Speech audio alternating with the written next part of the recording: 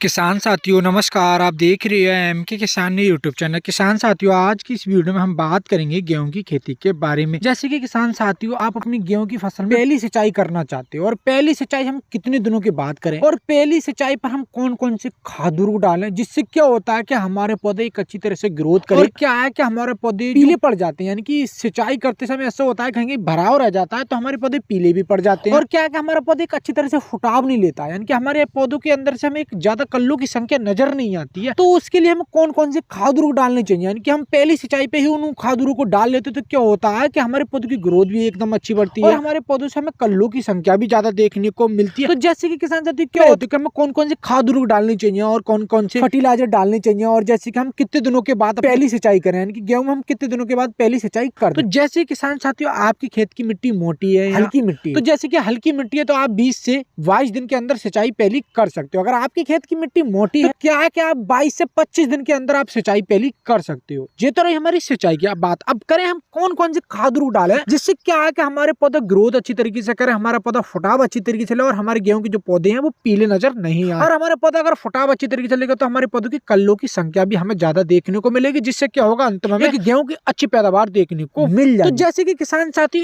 एक आता है नाइट्रोजन। नाइट्रोजन खाद में क्या होता है नाइट्रोजन। नाइट्रोजन की इस टाइम हमें जरूरत है क्योंकि हमारे नाइट्रोजन से क्या होता है कि हमारे पौधों की ग्रोथ बढ़ती है। तो हम नाइट्रोजन खाद का प्रयोग कर ले 35 से 40 से 45 किलो प्रति एकड़ के साथ। हम ज्यादा मात्रा में भी खाद नहीं देंगे क्योंकि किसान चाहते क्या है जो हमारा पौधा है वो बाल अवस्था में है, तो हम हल्की मात्रा में नाइट्रोजन खाद का प्रयोग करेंगे 35 से 40 से 45 किलो प्रति एकड़ के साथ। अब बात करें दूसरे फर्टिलाइजर, जैसे कि हमें कौन सा फर्टिलाइजर डालना चाहिए जिससे क्या है कि हमारे पौधों में एक पीलापन नजर नहीं आए और हमारे पौधे हैं जो हरे भरे दिखने लगे, यानी कि हमें अपनी गेहूं की फसल हरी भरी दिखने लगी। तो जैसे कि किसान साथी एक आती है हमारी जिंक सल्फेट। जिंक सल्फेट का भी हमें प्रयोग करना चाहिए। जिंक सल्फेट की मात्रा की बात करें तो किसान साथियों हमें 4 केजी से 5 केजी या 6 केजी प्रति एकड़ के हिसाब से हमें प्रयोग करना चाहिए। हमें ज्यादा मात्रा में उसे भी नहीं लेना चाहिए, यानी कि 4 से हम 6 केजी प्रति एकड़ के हिसाब से उसका प्रयोग कर लेते हैं। और जैसे कि किसान साथियों क्या होता है कि आपके पौधों के अंदर फुटाव देखने को नहीं मिलता और जैसे कि आपके पौधों के लिए कोई भी सूक्ष्म नसीब पोषक तत्व की जरूरत होगी उसको भी हमें खाद रूप को डालना चाहिए इसी टाइम। अगर इस टाइम अगर हम कोई भी सूक्ष्म नसीब पोषक तत्व की जरूरत के लिए अगर कोई भी ऐसा खाद डाल लेते तो क्या होता है कि वो शुरू तक हमारे सूक्ष्म नसीब पोषक तत्व की कमी नहीं होने देता है और हमारा पौधा ग्रोथ अच्छी तरीके से करेगा, फुटाव अच्छी तरीके से करेगा और क्या है कि हमारे पौधे हरे भरे दिखने लगेंगे, यानी कि हमारे पौधों की संख्या भी ज्यादा देखने को मिलेगी। तो जैसे कि किसान साथी एक आती है हमारी इप्पो कंपनी की सागरिका जो हमारी दानेदार इप्पो कंपनी की जो हमारी सागरिका दानेदार आती है इसको हमें प्रयोग करना चाहिए। इसकी मात्रा की बात करें तो किसान साथी क्या है कि हमें 10 केजी से 12 केजी प्रति एकड़ के हिसाब से ले लेना चाहिए, यानी कि 2 किलो प्रति बीघा के हिसाब से इसका प्रयोग कर लेना चाहिए। तो जैसे कि किसान साथी ऐसे कि कोई भी सूक्ष्म नसीब पोषक तत्व की कमी होती है तो किसान साथी जो हमने सागरिका लिया ये हमारी पूर्ति कर देती है और हमारे पौधों के लिए सूक्ष्म नसीब पोषक तत्व की कमी नहीं होने देती है, जिससे क्या होता है हमारे पौधों की अच्छी तरीके से ग्रोथ भी बढ़ जाती है और क्या हमारा पौधा हरा भरा रहता है और हमारे पौधों की संख्या भी ज्यादा रहती है, यानी कि हमारा पौधा अच्छी तरीके से टर्लिंग करता है, हमारे पौधों से कल्ले की संख्या ज्यादा नजर आती है और जिससे क्या होता है कि एक अंत में हमें गेहूं की अच्छी पैदावार देखने को मिल जाती है। तो जैसे कि किसान साथियों